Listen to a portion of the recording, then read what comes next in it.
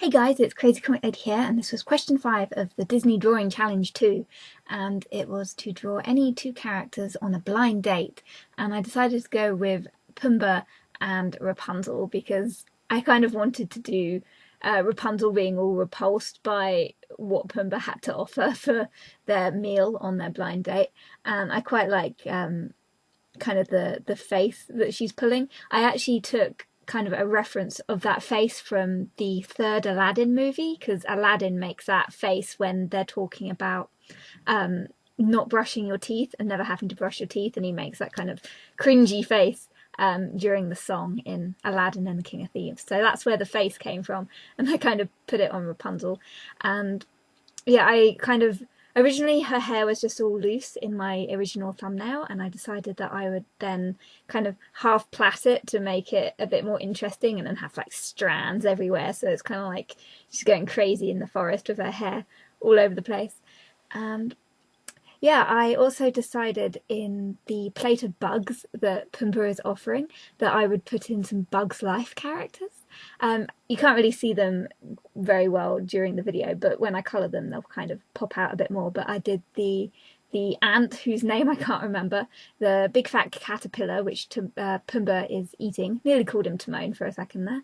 And I've also put in the ladybird, which Americans call them ladybugs, but in England I've always called them ladybirds. So I don't know if that's just a me thing or an English thing in general. But anyway, yeah, I put in the three characters from Bugs Life in the picture, along with like the standard grubs and stuff that were in the Lion King movie.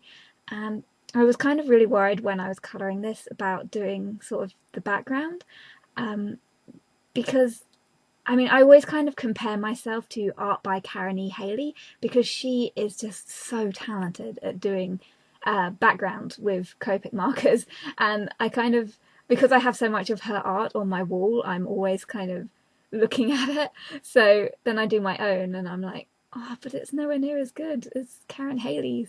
But hopefully one day, that's something to aspire to, being as good as her one day perhaps. You should go and definitely check out her channel if you've never kind of heard of her or seen her art before, because she does amazing art. Most of it's Pokemon related. But yeah, so I hope you guys are enjoying this challenge if you're taking part already. And remember to go and check out SamBeAwesome and BerryZem, who are also uploading videos from this challenge, because they also put together the challenge with me.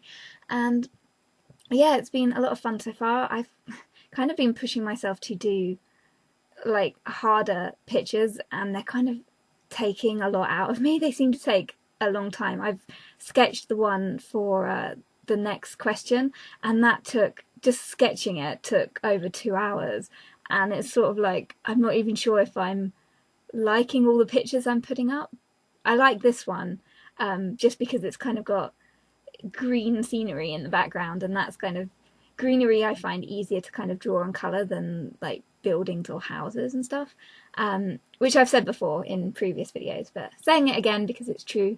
So yeah, tomorrow's well, not tomorrow, the next video will be an interesting one, since it's draw any Disney character as a Pinocchio puppet. So I kind of did the workshop for that, Geppetto's workshop. So yeah, I'm not sure what else there is to say much about this picture. When I coloured Pumba originally, even though like he's really bright in the Disney films, he looked kind of like he was too bright for the scenery because it's so green, that I ended up going back in and I dialed down the colours a lot with, I think I used BG72 and I can't remember, some other greens as well, just to try and get him to pop out less. And then I did kind of the same with Rapunzel. I used G20 just to kind of go over her hair and her dress and everything. And I think I also put in some other greens as well. I'm not sure what I used. It was probably BG93 as well that I used to try and make her kind of fit into the environment a bit more.